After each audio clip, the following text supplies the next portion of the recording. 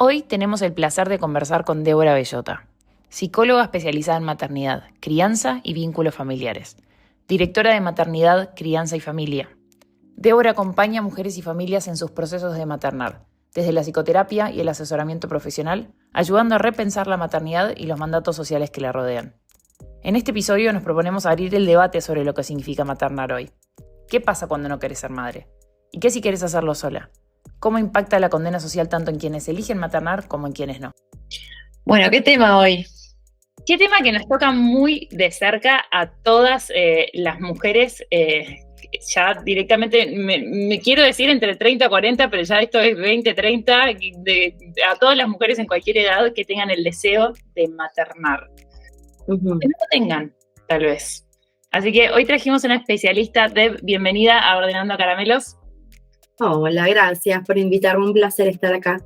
Un placer y qué gran tema, ¿no? Cuando empezamos a pensar en hablar de maternar, enseguida lo primero que nos vino a la cabeza es o no maternar, Sí. el gran concepto que abarca. Pero primero de todo, nos gustaría que te presentes y nos cuentes un poco a qué te dedicas y por qué te invitamos a hablar de este tema.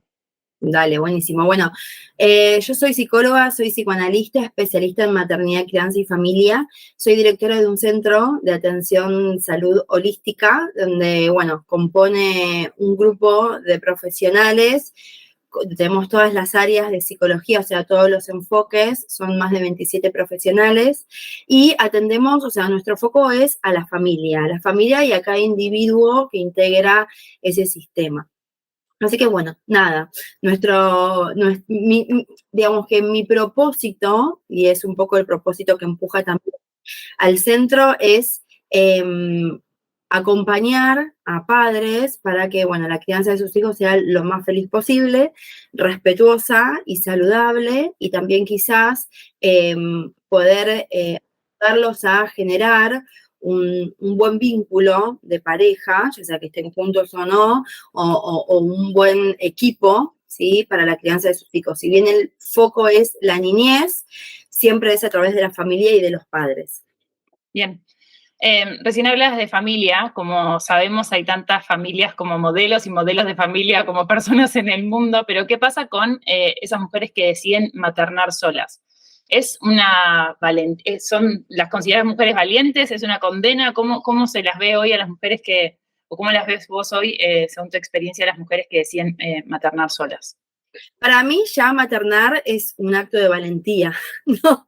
Digamos, sola o no sola, porque vos puedes estar en pareja con otra mujer o con otro hombre o dos hombres, o sea, tener tu compañero o compañera, igual sentirte sola, ¿no? O realmente estarlo, porque sos quien se ocupa del 99,9% de la crianza, de la rutina, de los tiempos, ¿no? La carga mental. Entonces, sí, es un acto, me parece que no sé si hay mejor o peor maternidad, pero me parece que hay una gran diferencia entre la maternidad deseada y la maternidad que quizás no se desea en un principio, pero que después de todas maneras también se elige y a partir de ahí se empieza a construir el deseo, quizás no previamente desde la proyección, pero sí en ese momento, bueno, quedé embarazada o lo deseo o no deseo, digo, como que se puede conectar con el deseo en cualquier momento del proceso de la maternidad. Mismo podés pasar un embarazo, digamos que no muy agradable y empezar a conectar con tu hijo cuando nace, ¿no? Digo, o al quinto mes, sexto mes de vida, cuando aparece la sonrisa social.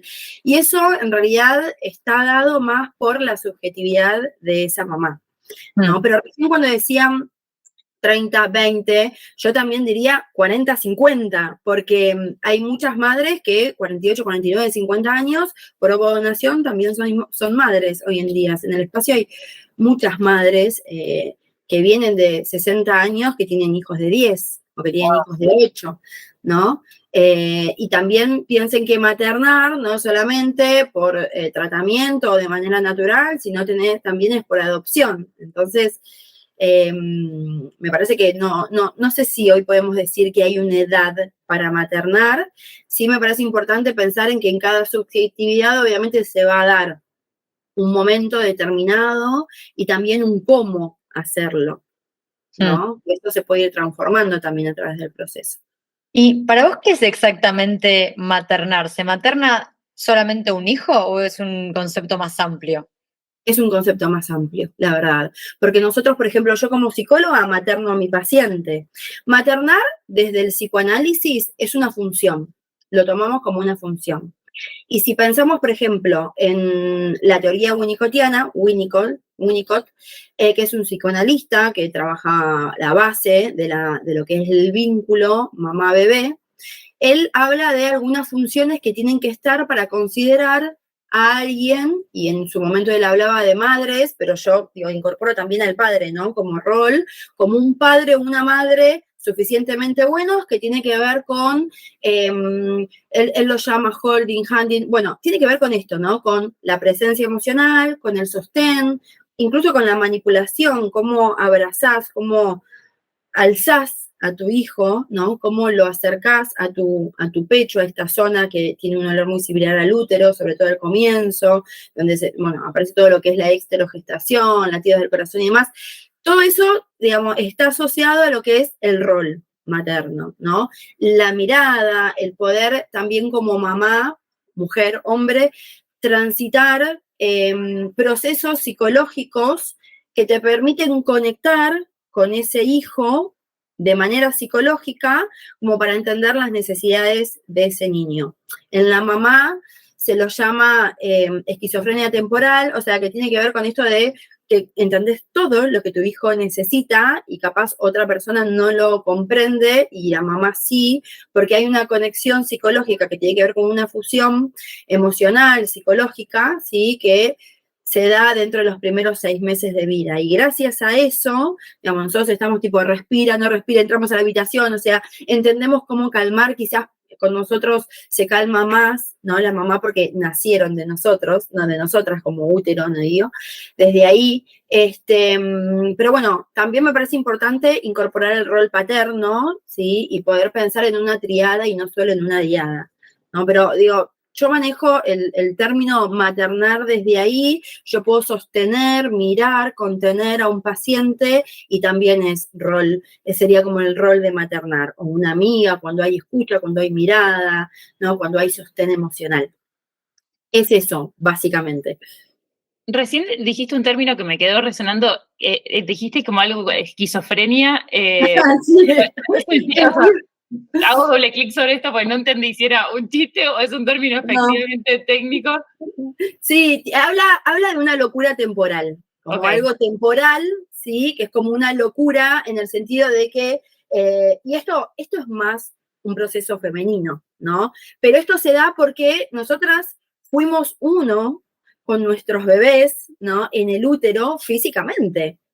¿No? Hay toda ¿no? Hay toda una cuestión ahí, digamos, hormonal, neurológica, psicológica, física, biológica, que invita a una fusión, ¿sí? Y que después cuando ese bebé sale, la fusión más física o biológica se va como que va bajando, ese proceso va bajando y se va transformando en esta diferencia entre es el bebé y soy yo, pero eso lleva un tiempo, lleva aproximadamente, según yo, como sé que a ustedes les gusta la evidencia científica, me gusta traer autores, bien. Melanie Klein menciona que más o menos al 4º mes de vida hay un esbozo de esa diferenciación y ya para el 5º, 6º mes de vida ya avanza ese proceso y al 8º mes aparece lo que sería la angustia de separación, como una angustia muy importante que se llama angustia depresiva, donde, bueno, ahí podemos pensar que el proceso de diferenciación, esa fusión se va desarmando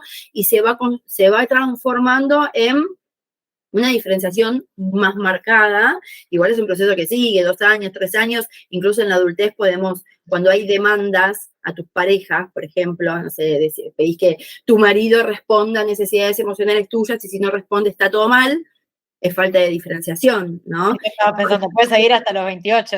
Claro, ahí es como volvemos a la infancia, ¿no? Estás con tu marido 40 años y volvés un poco a esa ilusión de que tu marido va a entender todo, ¿no? Lo que vos sentís, necesitás y que va a satisfacer eso. Eso es muy primario, es muy infantil, ¿no? Por eso, digamos, es un proceso que se da más toda la vida. Eso sería lo que llamo esquizofrenia temporal, ¿no? Es como una locura en el cual nosotros estamos ahí todo el tiempo, bueno, respira, no respira, ¿no? Que a veces nos pueden, o el tema de las hormonas, todo eso, ¿no? Bueno, el puerperio antes, hace mucho tiempo atrás, y hoy también, como que las mamás nos volvemos medias locas, ¿no? En esa etapa. Bueno, pero porque así nos ven.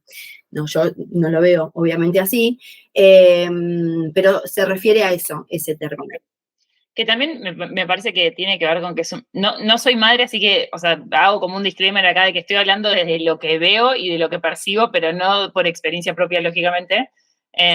Pero sí es verdad que se ve como, debe ser muy raro ese momento en el que salió algo de tu cuerpo, vos estás, o sea, hay una conexión tan grande con ese bebé, que en el momento en el que vos te empezás a dar cuenta que ese bebé ya está afuera y que el bebé se da cuenta de que ya está afuera, debe ser un quiebre como muy, muy importante. Y también creo que tiene que ver con empatizar con lo que le está tocando vivir a la otra persona. O sea, no por que yo no pueda vivir lo que a vos te está tocando vivir, y hablo por los padres, o hablo por los tíos, o hablo por los abuelos, o cualquier persona que esté cerca.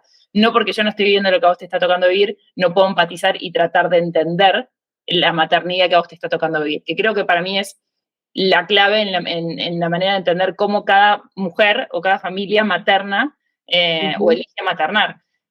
Porque tiene que ver un poco con cómo esa persona entiende lo que le está pasando también. Sí, la maternidad es muy subjetiva. Hay experiencia de maternidad por sujeto, por mujer, ¿no? Digamos, es muy única, realmente es muy única. Si bien coincidimos en vivencias, experiencias, en cosas que nos pasan, en emociones, sentimientos, digo, las mamás nos solemos angustiar mucho y, por ejemplo, aparece mucho la culpa, pero cada mamá vive la culpa de una manera distinta, ¿no? Digamos, la atraviesa la siente de una manera distinta y eso está ligado a su historia personal, o sea, a su subjetividad. Sí.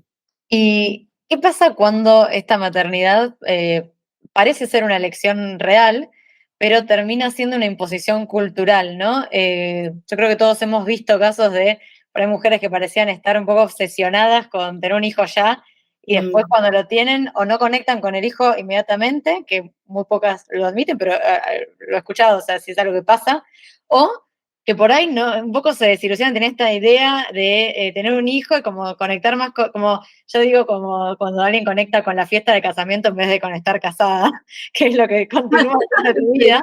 Un poco lo mismo, ¿no? Conectar con la idea de, bueno, estar embarazada, no sé qué, y después decir, uy, ¿qué hice? Y darse cuenta que igual era una imposición, era como, bueno, un check en la lista y no un deseo real. Bueno, yo te escucho y me surge la falta. A veces, y digo a veces, ¿no? Porque hablo de generalidades.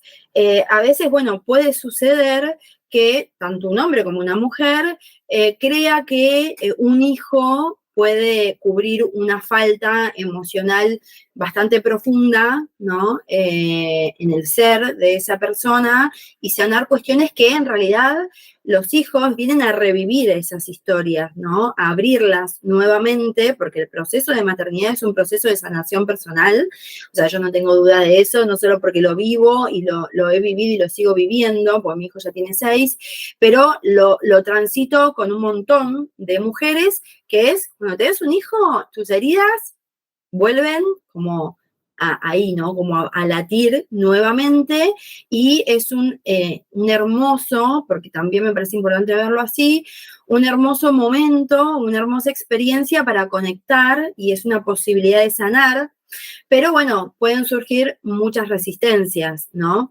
Esto de lo cultural, yo creo que todas tenemos como ahí como quizás, capaz aparece como yo deseo ser madre, qué sé yo. Yo creo que todas tenemos ahí como muy en el rinconcito, quizás acá guardadito, este mandato. Yo creo que todas los tenemos, ¿no? Quizás habría que pensar un poco en esa madre que dice, yo no quiero, ¿no? Bueno, yo no quiero, no lo deseo. También ahí puede ser algo cultural, ¿no? Digo, ir en contra de la cultura, ir en contra como una como un acto de rebeldía, ¿no? Propio por alguna historia muy inconsciente, infantil, ¿no? Que te lleva a querer salir de esa posición pasiva, ¿no? De dejarme convencer de que debo ser madre, bueno, no lo voy a hacer.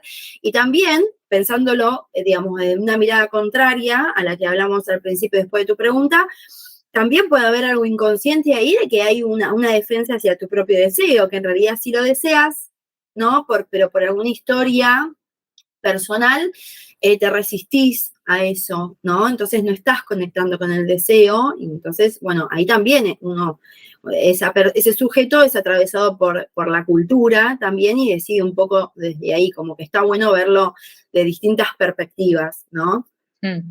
Estuvimos viendo un estudio, que para nosotros igual está un poco viejo, pero 2018.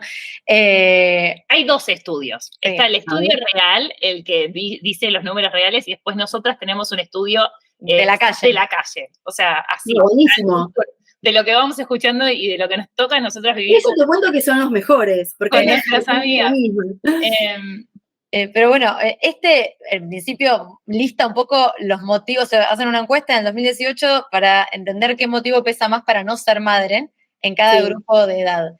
Y en el grupo de 30 a 34 años y 35 a 39, están bastante cerca los porcentajes. El motivo principal pareciera ser no tener la pareja adecuada con quien tenerlo, que son 22 y 26%. Le sigue a eso porque no quiere ser madre, o sea, como una expresión de deseo. No, perdón, te hago una corrección, porque acá se divide, de 30 a 34 años hay un tema económico, o sea, una razón económica de no llego a fin de mes, no puedo tener un hijo. Y después eso baja de 35 a 40 y ahí sube directamente el no quiero ser madre. O sea, como que va variando lógicamente según la edad y los procesos, pero ahí sí hay una mini diferencia. Sí. Y a medida que va avanzando la edad a lo largo del estudio, las razones de salud lógicamente van aumentando, ¿no? O sea, sí. Hay un 1% que se considera demasiado joven para tener hijos, incluso con más de 50 años, que bueno, parece increíble. Pero bueno, te queríamos preguntar a vos un poco sobre estos motivos, ¿no? Porque ¿qué pasa con la mujer que toda la vida dijo no quiero ser madre y que se ve obviamente juzgada por la sociedad por eso? O sea, uno tiene que justificar el querer o no querer maternar. Y después, ¿qué pasa con los motivos que son los que uno se cuenta o qué hay detrás, ¿no? Porque está bien, el que responde en la encuesta porque tengo mucho trabajo, a lo mejor tiene otro motivo detrás, pero bueno, eso es lo que prevalece cuando se encuesta. Bueno, yo como psicoanalista nunca creo que esos son los verdaderos motivos, ¿no? A mí me gusta abrir el inconsciente y meterme un poquito ahí como para ver qué hay detrás que no se ve. Es tan difícil responder esta pregunta porque es tan complejo entender el motivo por el cual las mujeres podemos elegir cosas, ¿no? Tener elecciones. Porque cuando vos, de alguna manera, empezás a meterte respetuosamente, porque si no queda como muy intrusivo, pero meterte en la mente de una mujer dentro de analizar, evaluar, trazar hipótesis, ¿no? Por ejemplo, en un espacio terapéutico, no es tan simple como decir, no tengo dinero. Bueno, no tenés dinero, ok, ¿qué significa el dinero para vos? Porque el dinero está vinculado al vínculo con la madre, por ejemplo, ¿no?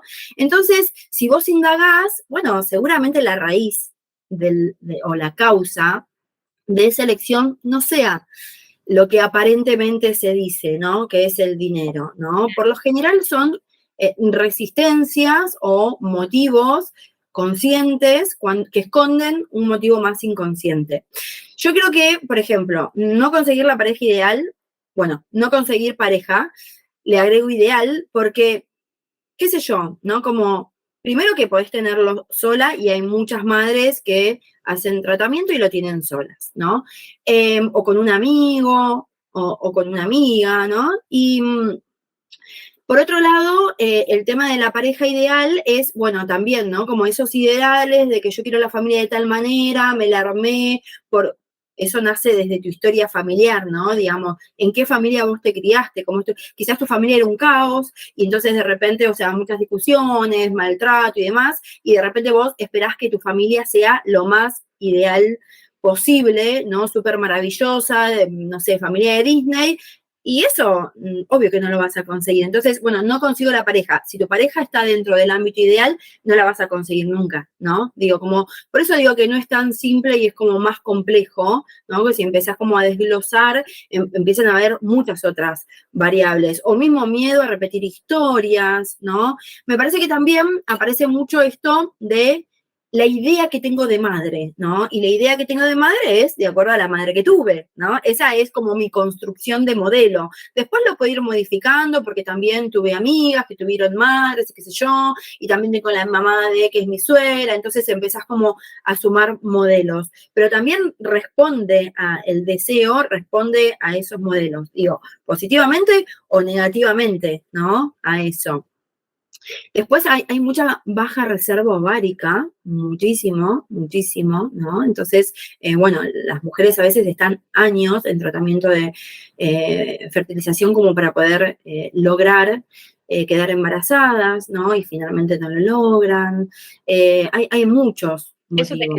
Eso te quería preguntar, porque nosotras iniciamos esta charla como diciendo maternar o no maternar como si fuera Sí. una decisión que nosotras, o sea, está bien, es una decisión que podemos tomar, pero lógicamente, ¿qué pasa con aquellas personas que quieren ser madres y que no pueden por causas naturales, porque, no sé, tienen baja reserva ovárica, porque hay 1000 temas ginecológicos que pueden evitar un embarazo o no generarlo?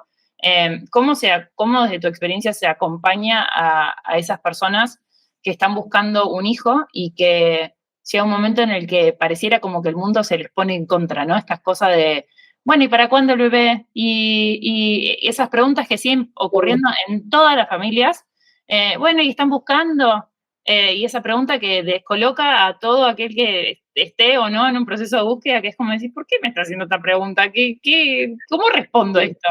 ¿Cómo las acompañas vos? ¿O qué Tiene que aparecer un decreto que prohíba hacer esa pregunta. ¿Para cuándo se une?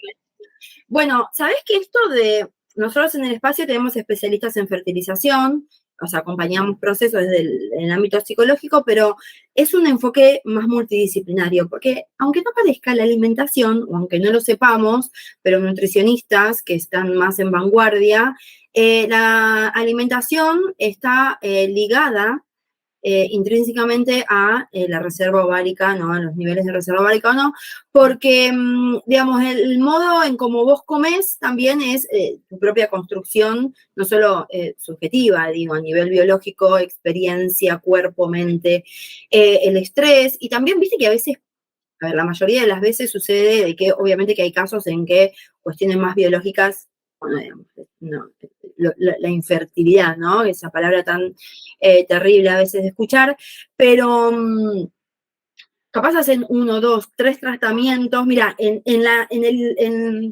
digamos, en la parte más experimental, digamos, en la parte más íntima de los profesionales, se mueve mucho como un discurso de en la tercera queda, ¿no? Aparece mucho eso. En el tercer intento suelen quedar, ¿no? Tiene como un basamiento científico, pero bueno, no vamos a entrar ahí porque es largo, pero a veces la pareja está haciendo un tratamiento, un segundo tratamiento, el tercer tratamiento no quedan, se van de vacaciones y quedan de manera natural. Entonces, por eso digo que es multidisciplinario, no solamente tiene que ver con cuestiones de alimentación, psicológicas, el cuerpo, cómo está, y capaz hay un trauma, ¿no? Muchas veces aparece que las mujeres tienen traumas, ¿sí? Todos tenemos algún que otro, ya el parto, o sea, nacer es el primer trauma que transita todo sujeto, ¿no? Nacer es traumático para el sujeto en sí. Entonces, todos tenemos algún que otro trauma o muchos traumas, ¿no? Y a veces eso hace, ¿sí? Inconscientemente, que tu cuerpo no esté listo para la creación, ¿no? Entonces, me parece que ahí el enfoque no es solamente encontrar un ginecólogo o una ginecóloga especialista en fertilidad, sino una nutricionista que se acople a eso, ¿sí? Un coach que te acompañe desde la mente, ¿sí? Mindfulness, como para bajar mucho el estrés, y obviamente terapia con especialización en fertilidad, ¿no? Me parece que hay que pensar nosotros desde el centro pensamos al sujeto como una totalidad. De hecho, hacemos todo el tiempo alianzas con centros de yoga, porque consideramos que la mujer, o sea, el sujeto en sí, pero atendemos muchas mujeres, es mente, emoción, cuerpo, biología, ADN, ¿no? No podemos quedarnos solamente con cuestiones psicológicas, ¿no? Me parece interesante y hasta responsable como profesional que se basa en ciencia, abordar también otras miradas, no trabajar solo. Exacto. ¿Y qué pasa si pasó la tercera y no queda y ya hay un especialista ginecólogo diciendo, bueno, esta persona no va a quedar embarazada? ¿Cómo se vive con él? Naturalmente no va a suceder, ¿no? O sea, porque ya se han hecho suficientes intentos o porque hay un problema físico que lo impide.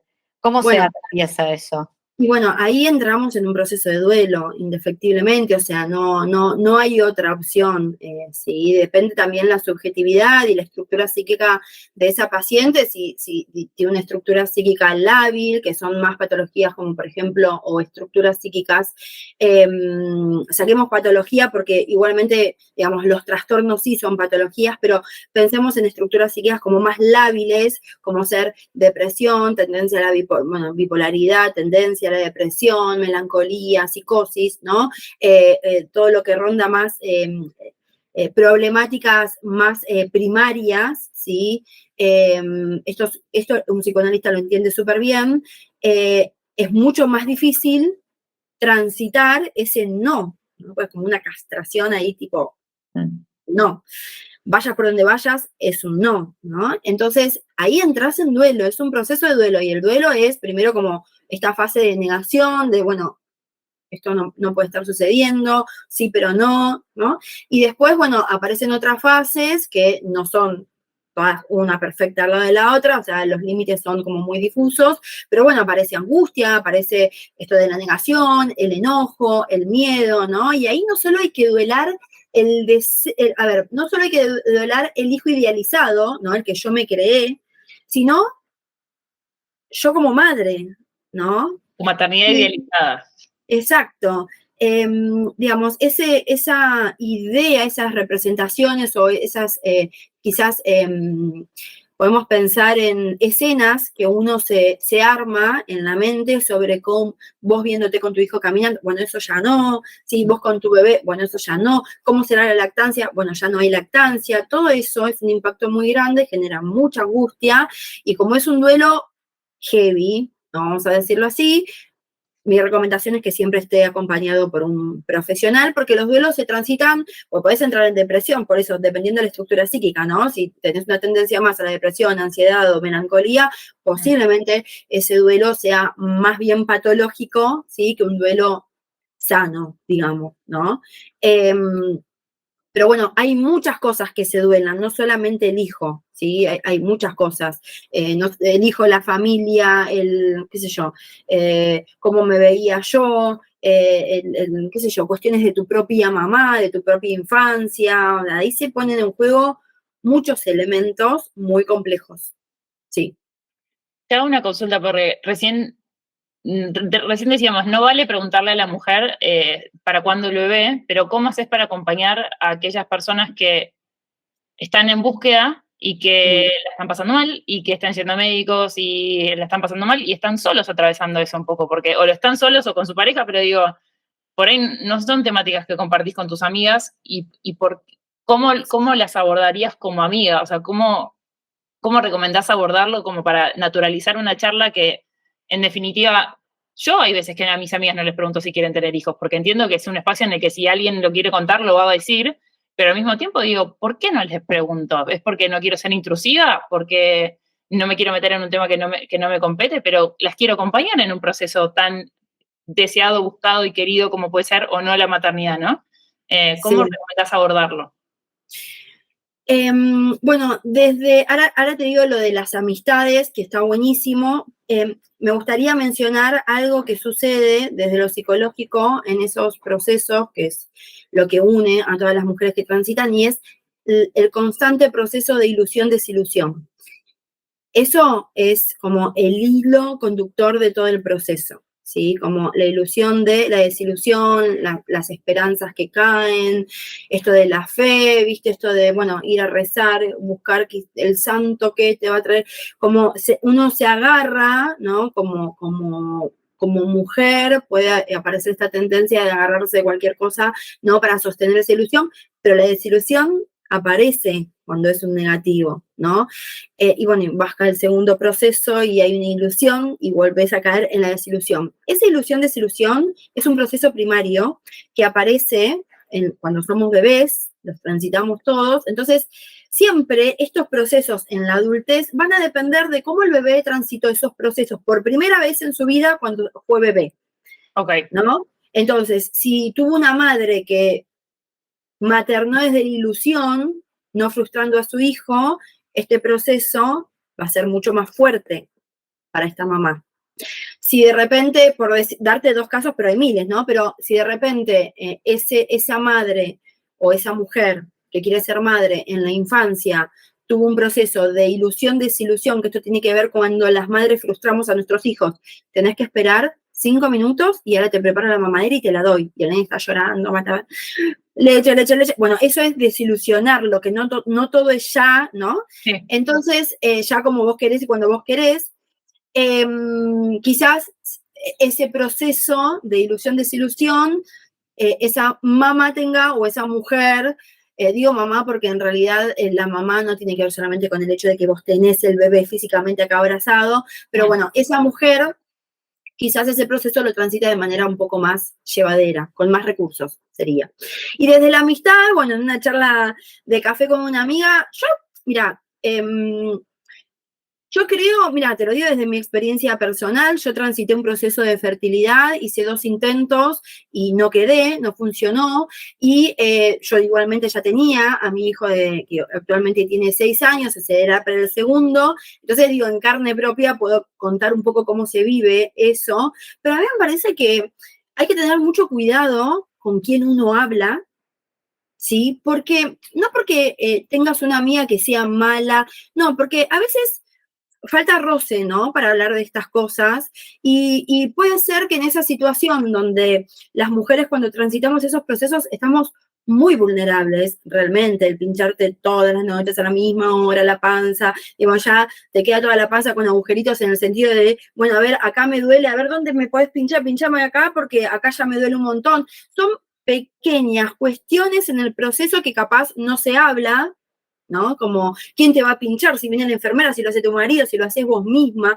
Digamos, todo eso es la intimidad del proceso, es de puertas para adentro, y eso deja a la mujer, nos deja en un estado de mucha vulnerabilidad, y lo que sucede es que, qué sé yo, es como yo decirte, qué linda que estás. Y capaz esa amiga te dice, ay, ¿por qué? Porque me maquillé, estoy linda, que si no me maquillo no estoy linda. O sea, no sabes cómo lo puede tomar, ¿no? Y más si estás vulnerable. No, todo lo contrario, quise decir que estás re linda, ¿no? Porque te maquillaste, no sé ni por qué lo dije, ¿no? Claro. Digo, entonces, me parece que hay que tener mucho cuidado, hay que pensar muy bien a quién contar y con quién compartir eso, que es algo muy íntimo. Y cuando uno lo escucha de este lado, yo creo que ahí la clave es la escucha, el sostén más bien incondicional, bueno, amiga, te entiendo, ay, bueno, y estar atento, y eso de estar atento también como hasta ahí, porque preguntar cada vez que te vas a hacer una ecografía, capaz para pensar que cada vez que te vas a hacer una ecografía es, o sea, creció, no creció, entras así, salís desilusionada, salís contenta, no te querés ilusionar, porque tenés miedo de desilusionarte, ¿no? Es muy complejo. Me parece que como amistad es importante, para mí la clave es respetar esos límites que hay que ser muy piola para leerlos. ¿Sí? Si conoces mucho a esa amiga, posiblemente te des cuenta, ¿no? Pero pocas palabras, ¿no? Como muy seguro de la palabra que voy a mencionar. Con respecto a esto que decías de los pinchazos, me hizo acordar al tema de postergar la maternidad con la congelación de óvulos, que está tan en auge en este momento. Hay un libro de una investigadora estadounidense que se llama Marcia Injur, que se llama Maternidad Congelada, y ella un poco parte de la base de que empresas como Facebook y Apple empezaron a ofrecer a sus empleadas, dentro del paquete de beneficios la posibilidad de congelar óvulos, ¿no? Y eso hizo que un poco se plantee que el motivo único era priorizar la carrera. Pero bueno, no parece ser el único. ¿Qué opinás de esto que surge y ahora pareciera ser también una obligación posicionarse cuando una mujer cumple 35 años? Incluso a veces esas charlas vienen, esa presión viene de un círculo social o del propio ginecólogo, en algunos casos lo he escuchado.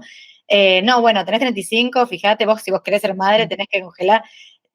Hay que congelar, no hay que congelar, es una decisión súper personal, pero ¿qué visión le das a esto cuando se plantea únicamente como un postergar, ¿no? Sí. Bueno, es la típica, haces una entrevista, ¿qué edad tenés? 36, ¿tenés hijos? ¿Pensás tener como...? Es legal eso, aviso, Sí, no lo sí. deberían preguntar. Sí, sí, tal cual, pero aparece, ¿no?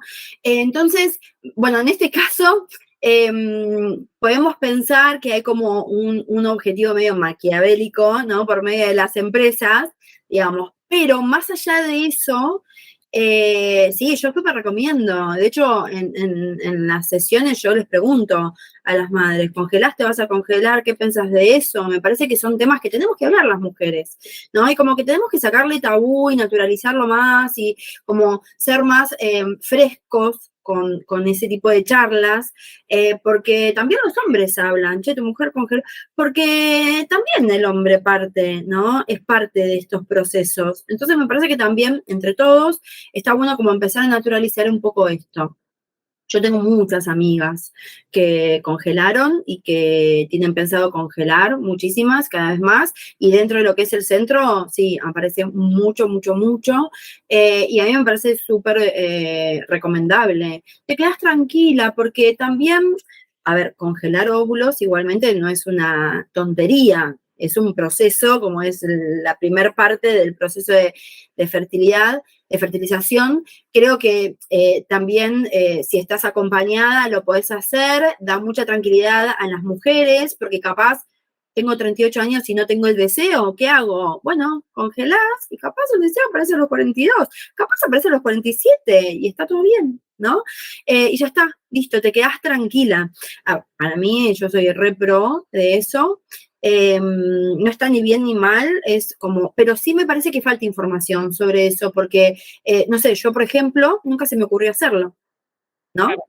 Nunca a los 20, a los 30, nunca se me ocurrió hacerlo. Se me ocurrió recién hacer congelar cuando yo empecé a trabajar de esto, donde me empapé de información y empecé a estudiar, pero por eso digo, falta información.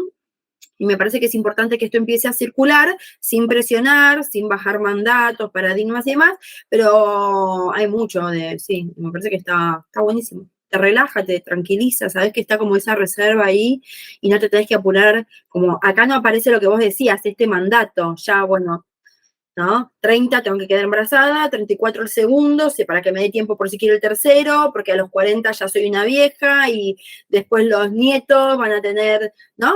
Digo, como empezás a pensar en la diferencia de las edades y decir una madre muy vieja, una abuela que se puede morir y no veo a mis nietos, como, no sé, me parece como que hay que relajarse un poco con esos temas, naturalizarlos más. Yo creo que quizás falta mucha información. O sea, a mí me pasa que justo yo no tengo una postura tan abierta con el tema o tan positiva de congelar óvulos. Es muy personal esto, como hablo por mí.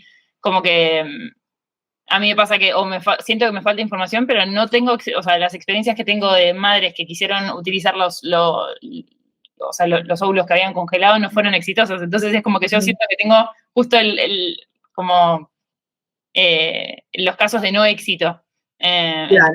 Me pasa que es como que digo, bueno, me parece una herramienta súper potente para todas las mujeres que quieran planificar o que quieran esperar más adelante para cuando tengan el deseo y que quieran tener las herramientas y que lo quieran hacer, me parece excelente.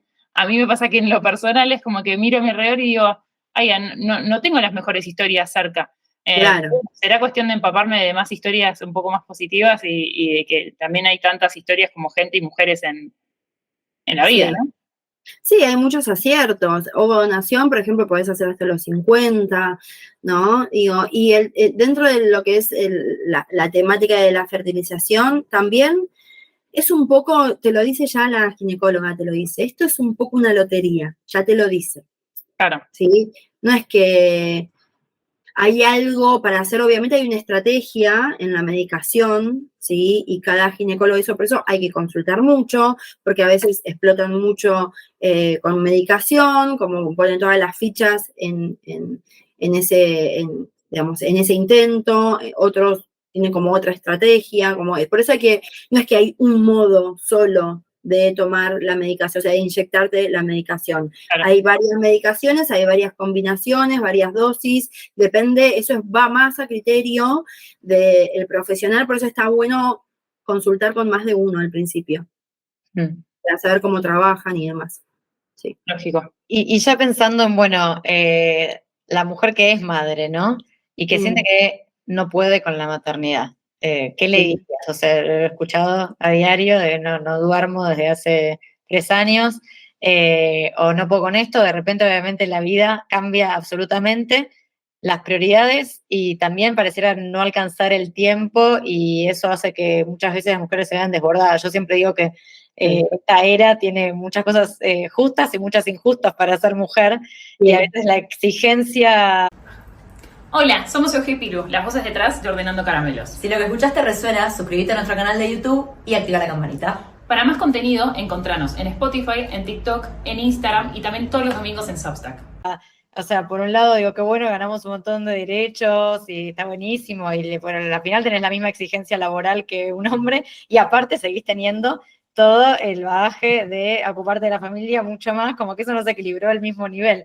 Entonces pareciera que hay una generación de mujeres que están como desbordadísimas por la maternidad en este momento. Para mí estamos en una época, o sea, en una etapa media bisagra, ¿no? En el sentido de que estamos como en una transición y las transiciones son difíciles. Igual, si lo pensás de manera macro, siempre estamos en una transición porque siempre estamos transformándonos como sociedad, como mujeres, las posiciones en esta cultura o en la cultura que sea, en la sociedad en sí. Pero, a ver, si una madre viene y me dice, no puedo con la maternidad, yo le diría, sí que podés. ¿Qué es no poder? Sí que podés porque estás pudiendo, te levantás a la mañana, agarrás a tu hijo, lo llevas al colegio, digo, aún así no dormí, te despertaste 5 veces en la noche, igual te levantás a la mañana y llevas a tu hijo, o sea que poder podés. Quizás el punto es a qué costo y de qué manera, ¿no? Como ahí yo profundizo más en el cómo lo estás haciendo, ¿sí? Y qué tanto estás repartiendo los espacios privados, personales de familia, los tiempos, cómo estás manejando los bloques. Yo creo que en la maternidad tenés que chequear la agenda. Tenés que agendar algo para vos. ¿Por qué no agendártelo? ¿No? Entonces yo le diría, sí que podés, lo estás haciendo. Eso es muy inconsciente. Volvemos con una pregunta que también incluye a los padres en la maternidad, porque la maternidad puede ser deseada o no deseada o querida, no, pero también tiene una parte fundamental que es el otro, o la falta del otro. ¿Cómo ves el rol de los hombres en la maternidad moderna y en su paternidad? En construcción. El otro día un papá me dijo, yo soy todo lo contrario a los hombres, me dijo. Siento mucha culpa cuando voy a trabajar, me dice, y necesito ser un padre muy presente. Y yo le digo, ¿por qué eso es lo contrario? Entonces me dice, porque eso le pasa a las mujeres. Y yo soy hombre, yo me reía. Y tiene un poco de razón, ¿no? Digo, yo tengo un marido que es recontra presente, muy presente, al igual que yo. A veces trabajo más yo que él, incluso. Bueno, nosotros como para el otro lado. Pero me parece que ese equilibrio se está dando mucho en los vínculos y en las familias. Me parece que tanto el hombre, o sea, creo que la mujer se está corriendo de un lugar. Indefectiblemente, cuando la mujer se corre de un lugar, al hombre no le queda otra, ¿sí? Que por lo menos revisar su posición. Por lo menos revisarla, ¿no? Digo, porque bueno, yo voy a ir a trabajar, así que tenemos que repartirnos los días. O sea, yo con mi marido agarro el calendario y digo, bueno, a ver, ¿cuánto vas a trabajar vos hoy? ¿Cuánto yo? Como repartimos, porque tu proyecto es tan importante, nosotros trabajamos en relación de manera independiente, tu proyecto es tan importante para vos como lo es el mío, y los dos tenemos el mismo derecho. Entonces, me parece que las parejas van más a ese lado, ¿sí? Y bueno, y eso también hace que todo se modifique, ¿no? Digo, en las empresas, en las instituciones, todo se empieza a modificar. Y esto igual capaz es más, yo no soy feminista, pero capaz hay como una cosita ahí media feminista de mi parte, pero yo creo que este es un movimiento que estamos haciendo las mujeres. No lo quiero decir desde un lugar narcisista, pero siento que es, y si profundizamos en estudios y bueno, y nos informamos mucho más en profundidad, la mujer está haciendo un cambio, digamos, muy importante a nivel histórico, que obvio, si pensás en Coco Chanel, por ejemplo, siempre hubieron mujeres muy revolucionarias, ¿sí? Me parece que ahora nos estamos como por esto de las redes sociales juntando más, hay más alianza, hay más, como interconexión, entonces le pareciera como que la fuerza como más potente, ¿no? Entonces se da como mucho más rápido y es más visible que antes. Sí. Pero me parece que eso hace que el hombre se corra de los lugares o se plantee, ¿no? Estas cuestiones, se plantee su rol de padre, se plantee sus vínculos con sus propios hijos, ¿sí? Que se permita no ser el hombre proveedor de dinero, ¿sí? Yo tengo muchas amigas que las mujeres cobran más que los varones, ¿no? Pacientes también. Entonces, me parece que el rol del hombre también está en una constante deconstrucción y construcción como la mujer, y esto me parece clave. Somos distintos. Somos dos géneros distintos y me parece importante respetar la diferencia, no buscar la igualdad. Yo en ese sentido, como igual es un tema como muy lábil, amplio, digamos, invita capaz a reflexionar un montón y a profundizar, pero sí me parece que no somos iguales y tampoco en lo laboral somos iguales, ¿no? Las mujeres somos más emocionales, por ejemplo, son recursos que los hombres quizás les pueden llegar, quizás es en contra para resolver algunas problemáticas, pero es a favor para cerrar algunos negocios, por ejemplo, ¿no? Sí. Entonces, me parece que está buena la diferencia y yo voy más en pos de sostener esa diferencia y complementarnos, no estar en contra del otro y no pensar de que, bueno, el hombre, igual aparece un montón en consultorio, aparece muchísimo, y esto a porcentaje bastante alto, de mujeres que vienen y se sienten solas en la maternidad porque sienten que en vez de un hijo tengo dos, o en vez de dos tengo tres, incorporando al marido, ¿no? Esto se escucha mucho y se sigue escuchando mucho también. Entonces hay todavía, ¿no? Estas posiciones más pasivas y eso está vinculado, como para cerrar con este tema, pero hay como una línea ahí re interesante para trabajar y que es esta frase que se suele repetir, que tiene como un análisis más profundo y es, no sos madre o padre hasta que dejas de ser hijo. Y este movimiento a los hombres quizás les cuesta un poquito más transitarlo por cuestiones de complejo de Edipo y no importa, ¿no? Pero capaz el hombre está más en una posición, algunos hombres están en una posición más pasiva de hijo, posición de hijo todavía, esperando en una posición más pasiva que la mujer, ¿no? Porque esto es por la crianza que tuvimos, tenemos crianzas distintas. La mujer está criada para maternar, para ocuparse de la casa y demás, nos es más fácil también, ¿no? Tengo un poco una pregunta doble con respecto a eso. Una con lo que decías antes, de viene a consulta una mujer que dice, siento que también estoy maternando a mi marido, que le dirías, ¿no? Un poco para que deje de suceder eso. Anda a terapia. Claro, totalmente. Hagan terapia de pareja. Sí. Sí. Yo para mí la terapia es me lavo los dientes, medito, desayuno, terapia. O sea, es parte del estilo de vida, porque ¿cómo te revisas? ¿Cómo te conoces? Si el 90% de mi mente es inconsciente, el 90%, un poquito más, no me conozco entonces, me conozco un 10%. ¿No? Entonces la terapia es un espacio que puede ayudar un montón. Pero, ¿qué le diría? Le diría que salga de la posición de queja y de reclamo, porque por lo general, cuando las mujeres estamos en esas situaciones, suelen estar en una posición más de victimización, porque tengo que estar, y también aparece mucho este mensaje de no lo va a hacer de la manera en como lo hago yo, entonces ahí aparece el control, un poco solapado, porque capaz esa mujer no se da cuenta que está controlando y que no le está dejando lugar al hombre para paternar y para hacerlo como el hombre lo hace, ¿sí? Como sea que lo hace, entonces me parece ahí como que hay, insisto con estos temas que son complejos, ¿no? Y que tiene como varias variables para analizar. La segunda parte era un poco, bueno, yo creo que esto está muy relacionado a veces con mandatos, porque una mujer se ve en esa situación después, y si se puede escapar de esos mandatos, ¿no? O sea, se escucha mucho el, "Ay, sos igual a tu mamá", o sos lo contrario a tu mamá. Y yo creo que, bueno, cuando todo se va a un extremo hay un motivo, obviamente. Sí. Se puede escapar de eso, estamos un poco condenados a maternar como fuimos maternadas, o a hacer exactamente lo opuesto a lo que se percibió como un dolor. Yo creo que, a ver, cuando somos chiquititos, introyectamos, eso significa que, digamos, inscribimos, o sea, aparecen elementos de nuestra mamá y de nuestro papá en nuestro psiquismo, como eso es introyectar, como que quedan como huellas, registros, ¿no? De elementos, partes de la personalidad de nuestra mamá y de nuestro papá.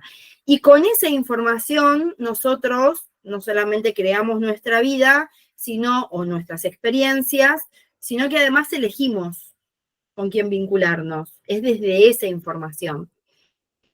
Parecido o contrario, pero es desde esa información. Tuve un padre violento, quiero un hombre súper amoroso.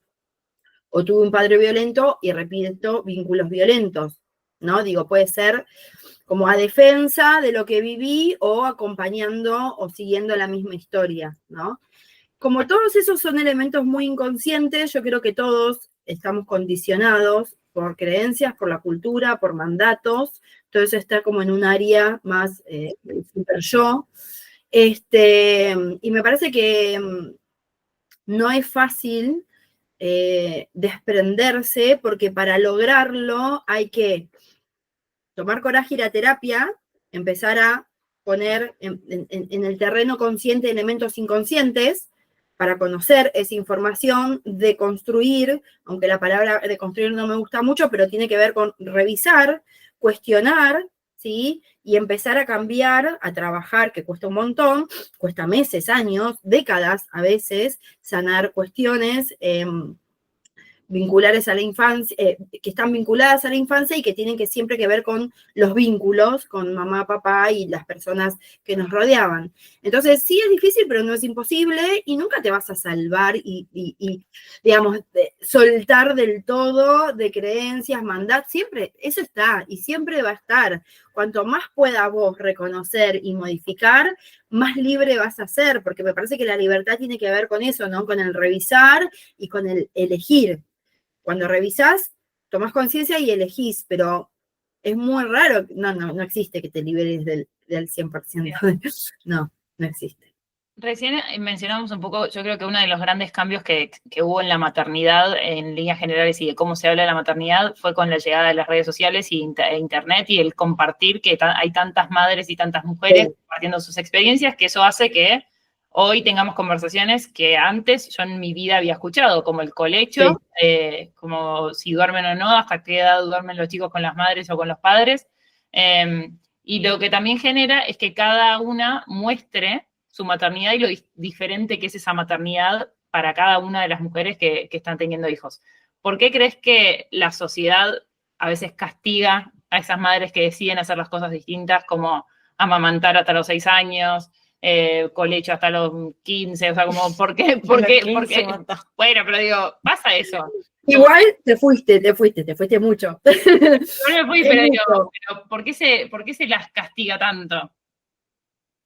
Es un tema re delicado el que traes, re delicado, muy, más que todo lo que hablamos hasta reciente, diría. Porque en las redes sociales, justo el otro día hice una nota de eso, en las redes sociales hay como bandos, ¿viste? Está el bando de lactancia, libre demanda, hasta la edad que el bebé quiere, el bebé se desteta, como los pañales se dejan, claro, pero si vos tenés un niño de 6 años que todavía usa pañales, eso es, desde el psicoanálisis lo dice Bion, no lo digo yo, eso es violencia. Está la violencia primaria y la secundaria, que es la violencia necesaria, como es el lenguaje, vos le hablas a tu hijo y básicamente es chino, para él no comprende, eso es un acto de violencia, pero necesario. Y después está, por ejemplo, no sé, el castigo es un acto de violencia innecesario, ¿de acuerdo? Entonces, pensando o partiendo desde esa diferencia y desde ese concepto bioniano, creo que hay información en cuanto al procesamiento psíquico de los niños que hablan de procesos en tiempos. Si bien el psiquismo es atemporal, sí, no en tiempos de edad, nosotros lo traducimos a edad para orientarnos, pero sí en etapas del desarrollo psicoemocional. Por ejemplo, el control de esfínteres es entre 2 y 4 años, aunque hay áreas que se siguen madurando 6, 7 años, pero si vos tenés un hijo que a los 3 años no dejó el pañal, no te preocupes, pero si a los 6 años no dejó el pañal, preocupate y mucho, porque hay un retraso en el proceso ahí. Entonces, ya esto de los pañales se dejan, cae. Y eso te lleva a la culpa, al malestar, al juzgar. Ay, pero ¿cómo tu hijo a los 6 años no dejó el pañal? ¿Todavía le seguís poniendo el pañal a la noche? Pero algo de esto, si bien el modo en cómo lo hablamos no debería ser desde el juzgar, sino desde la toma de conciencia y la acción. Preocuparte, ocuparte y accionar, ¿no? Y también ser coherente con lo que un profesional que capaz estudió 10 años psicología te está diciendo. Nene no puede tomar la teta hasta los 5 años. Pero claro, si viene una persona que es un profesional que es puericultor y que está en pos de la lactancia materna exclusiva y libre, te va a decir que le estás metiendo culpa a esa mamá porque le estás diciendo que a los 4 años tiene que dejar la teta. Y bueno, lo que pasa es que los psicoanalistas sabemos que un niño que está transitando el complejo de Edipo y tomando teta puede generar algunas dificultades psicológicas que son ciencia, no las inventamos, son ciencia, digamos. Hay basamento científico, hay libros y libros y millones de libros que hablan de eso. Entonces, claro, genera culpa, y bueno, sí, genera culpa, igual la maternidad es parte de la culpa es parte de la maternidad. O sea, es parte del ser humano, la culpa es constitutiva del psiquismo. Por eso digo que una cosa es como más el material, la información, ¿no? El material con el que contamos, el material científico, y por otro lado está cómo lo transmitimos, cómo lo decimos, cómo lo hablamos en las charlas, ¿no? Una cosa es decir, ay, ¿cómo que a los 6 años todavía le das la teta? Una cosa es decir eso, y otra cosa es cuando vos vas y haces una consulta, ¿sí? Y capaz sí puede llegar una mamá, que no llegan casi, pero sí puede llegar una mamá diciéndote, bueno, yo a mi hijo, o sea, siendo 5 años que tiene, le pongo el pañal a la noche porque todavía se hace pis. ¿Y consultaste alguna vez? No, es la primera vez. Y eso es falta de información. Ahora, que después eso a la mamá le genere culpa, y posiblemente, si es una buena mamá va a sentir culpa, porque las mamás buenas sentimos culpas, ¿no? Digo, pensando esto en la mala madre. Eso por un lado. Y por otro lado, el juzgar es un acto, ¿no? Yo te juzgo cuando yo te cuestiono, digamos, con tonos, con palabras, con gestos, ¿sí? Donde estoy diciéndote, digamos, lo que, o sea, te estoy haciendo sentir mal por lo que estás haciendo, ¿no? Entonces, me parece que hay como que separar eso, ¿no? O sea, lo que le hace bien a un niño, o sea, está escrito, ¿no? Básicamente, ¿no? Después cada madre sabe qué es lo que necesita su hijo. ¿Y quién define un poco qué es una buena madre para esta sociedad? Porque obviamente, bueno, habrá madres que hacen más lo que pueden que otras, pero ¿qué establece, ¿no? ¿Qué define que es una buena madre? Y frente a una mirada que juzga y que todos juzgamos. O sea, yo he visto situaciones en la calle y cercanas que dije, yo no puedo creer que está haciendo esto, y yo no tengo hijos y me siento a juzgarlo y admito que lo he hecho. Y creo que todos vemos situaciones maternando que decimos, bueno, se cuestiona, yo no haría esto, yo no haría otro, pero bueno, hay 1000 maneras de vivir la vida. Entonces, ¿quién define Sí. dónde se traza la línea, ¿no? De esto es una decisión, una forma, o esto me parece que está súper errado y le está creando un trauma a esta pobre criatura? Sí.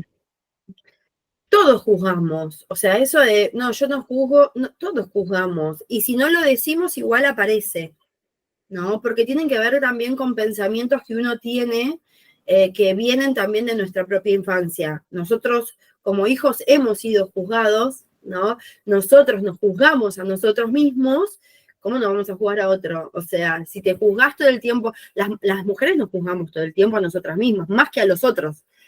Nos culpamos más que a otros. Entonces, si las mujeres nos culpamos, nos juzgamos, hay que ser sincero y decir, bueno, sí, juzgamos a otras y las mujeres nos juzgamos un montón. De ahí a decirlo es otra cosa, porque el juzgar ya es algo que te está pasando a vos. No tiene que ver con esa otra mamá, tiene que ver con lo que vos estás viendo, que hace sintonía con vos misma y aparece el juzgar, pero es algo tuyo, no tiene que ver con esa mamá que le está gritando, por ejemplo, a su hijo. Entonces, dicho eso, creo que es difícil de responder de quién es el que traza como una línea donde se dice, bueno, una buena madre es esto. Pero creo que la neurología, la psiconeurología, la ciencia, ¿no? La psicología, el psicoanálisis, un poco lo trazan. ¿Por qué? Porque cuando nosotros empezamos a investigar sobre cómo es el funcionamiento humano, cómo funciona un niño, por ejemplo, cómo es la psicología, vos ahí podés pensar en necesidades biológicas, emocionales. Entonces, y de ahí sale un poco esto de los psicoanalistas que pueden construir una madre suficientemente buena, porque se basa en, a ver, muchos psicoanalistas eran biólogos, neurólogos, ¿no? Digo, Freud no era solo psicoanalista, entonces me parece, él era médico, entonces me parece que hay detrás del psicoanálisis o de la psicología, hay otras ciencias, porque la psicología es ciencia, otras ciencias que pueden construir como un concepto de lo que es ser. O sea, si vos no comes, te morís, una buena madre es la que le da de comer a su hijo. Porque se supone que hay algo más, y ahí quizás pensando más en la antropología, en la historia, ¿no? Se supone que la especie tiene que subsistir, ¿no? Venimos de ahí. Entonces, si vos indagás, la ciencia en parte, podríamos decir que te da un poco los parámetros de lo que es más o menos una madre suficientemente buena, por eso Winnicott habla de suficientemente buena, no de buena. Ni de perfecta, habla de suficiente, lo suficiente. ¿Por qué? Porque si vos sos excelente, no desilusionás a tu hijo. Claro. Y una madre suficiente está hasta ahí. Y puede no estar y aceptar que su hijo tenga faltas. Porque la falta es el motor del deseo y gracias a que deseamos, no nos deprimimos ni nos suicidamos, ¿no? Podemos construir, lo dice Sartre, proyectos para esperar la muerte con proyectos que tengan sentido, ¿no? Entonces, yo creo que la ciencia, ¿no? Un poco lo dice. Bien. ¿Qué te gustaría o qué cambio social crees que es necesario para maternar con más libertad? Un montón, pero para mí cuestiones más que están desde el ámbito político, porque, y sin meterme en política, porque no me gusta hablar de eso, primero porque es un tema como muy delicado y también me parece que siempre que hablas de política aparece como el opositor que dice no eso, pero sí creo que obviamente la educación en las escuelas me parece básico.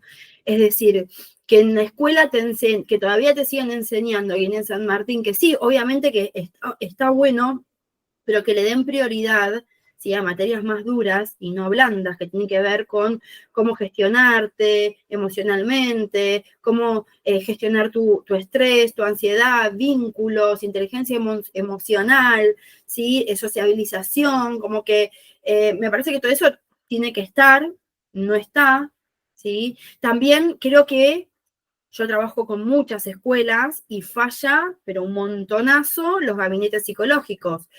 Profesionales que no están a la altura, profesionales que no están, no tienen la información que deberían tener, las maestras en el jardín no saben nada de psicología. Todo eso tiene que cambiar. Entonces, de repente una maestra ve que, lo digo con terminología para que sea, digamos, respetuoso y educado también, ¿no? Pero aparece todo lo que es la educación sexual. Un nene que dice, ay, mi pene, y capaz muestra el pene a sus compañeritos. Bueno, es normal a esa edad. No. Digo, hay algo ahí que porque eso llega un montón, ¿no? Como cuestiones más puntuales, ¿no? Motivos de consulta bien puntuales, falta de límite, falta de educación sexual integral, ¿no? El hecho de los límites, el cuerpo del otro, la diferencia, ¿no? La psicología se aplica desde que nace, desde el útero, ¿no? Entonces, falla. O sea, entonces, capaz en los colegios privados, vamos a pensar en los colegios privados, que encima vos estás pagando una cuota y que se supone que tenés todo un gabinete de profesionales, por ejemplo, falla, ¿no? Entonces me parece que sí, que la política, por un lado, y por otro lado las escuelas, por nombrarte dos, ¿no? Sí, por ahí. ¿Se puede maternar sin dejar el autocuidado lejos? El autocuidado desde la perspectiva que sea para cada madre, ¿no? Puede ser desde una cuestión de cuidado personal, físico, de cómo estás vos, cuidado de tu vida social, cuidado de lo laboral, porque yo creo que se castiga muchísimo a las mujeres con una carrera exitosa, Claro. que se considera exitoso y que a la vez son madres y son juzgadas Sí. tanto dentro de esa empresa, porque siempre se les exige el triple, y también fuera, ¿no? Ay, ¿para qué está todo el día trabajando? Ya tiene un montón de plata, de los hijos, ¿quién los cuida? Entonces, este autocuidado para mí tiene un montón, o sea, al final me refiero a distintas variables de la vida que no tienen que ver con maternar. ¿Se puede llegar a un equilibrio con todo o indefectiblemente se renuncia a algo al maternar? Sí se puede, perdón, sí se puede, por un lado. Por otro lado, también esto depende de quién, dónde, cómo, ¿no? Porque, por ejemplo, una madre que se levanta a las 6 de la mañana, lleva a su hijo al colegio y después tiene que trabajar en relación de dependencia hasta las 7 de la tarde, tiene la niñera, vuelve, tiene que cocinar, se va a dormir y está así de lunes a viernes y no puede faltar el trabajo, llegar tarde porque no cobra, porque la echan, es un contexto, ¿no? Es un estilo de vida. Depende de dónde trabajes, cómo trabajes, también depende de la economía, ¿no? Porque, digo, podés contratar una niñera para que cuide a tu hijo, para que sostén, ¿no? Digo, vas a delegar la limpieza.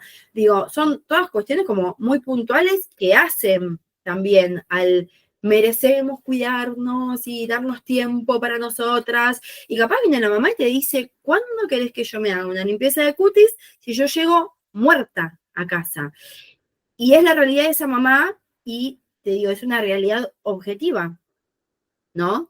Entonces, me parece como que va a depender la mujer, va a depender la economía, el contexto familiar, si tiene tribu o no tiene tribu, si alguien la puede apoyar o no, si puede delegar pagando, ¿sí? Si puede contratar una niñera el sábado a la noche para salir con su marido, si tiene familia cerca, lejos. Entonces, depende. Si es posible, quizás para algunos es un poquito más difícil que para otros, pero no solamente la parte de la gestión del tiempo y de la economía, también aparecen otras variables que tienen que ver con permitírmelo, sentir que me lo merezco, desearlo.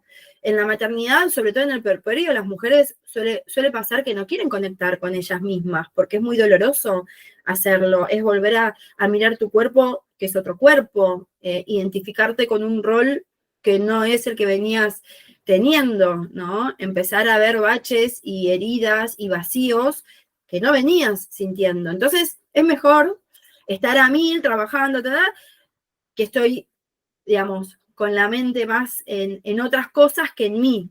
Entonces, la retirada de la libido hacia el exterior y la redirección de la libido hacia una misma también es un proceso.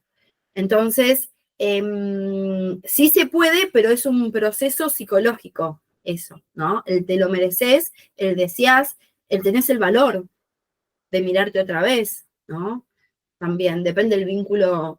Es clave tener un par al lado que esté como ahí, ¿no? Sí, anda a donde sea, anda a jugar con tus amigas al tenis o anda a caminar o andate al bar de la esquina, léete el libro, anda a correr o anda a la peluquería, lo que sea.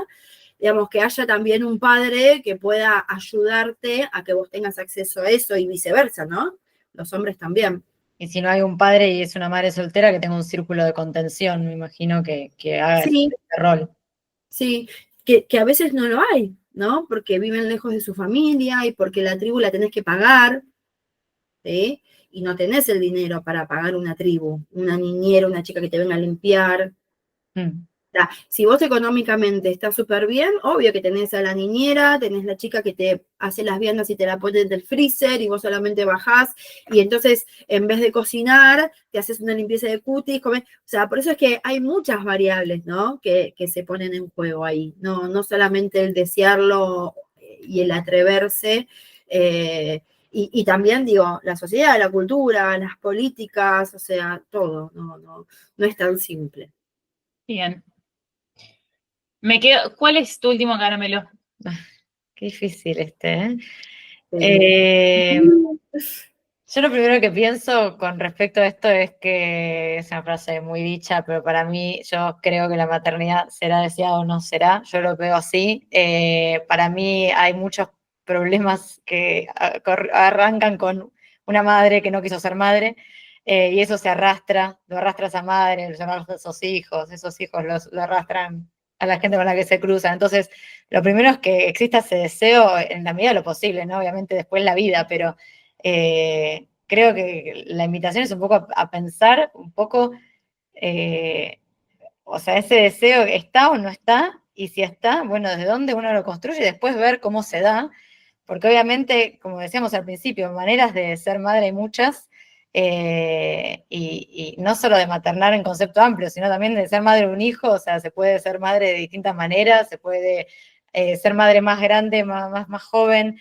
Entonces, como que para mí tiene que ser una decisión muy consciente con la responsabilidad que implica, ¿no? O sea, obviamente no postergarlo ad infinitum y decir cuando llegue el momento, pero el momento ideal no existe, pero sí tener conciencia de lo que uno está trayendo una vida al mundo, que uno es responsable de esa persona, y de su crianza, y que hay que darle un espacio y tener conciencia de esa maternidad. Entonces, eso es como mi última conclusión, conciencia de todo lo que implica y que no lo vas a hacer perfecto porque nadie lo hace perfecto, pero sí con conciencia y con una decisión pensada.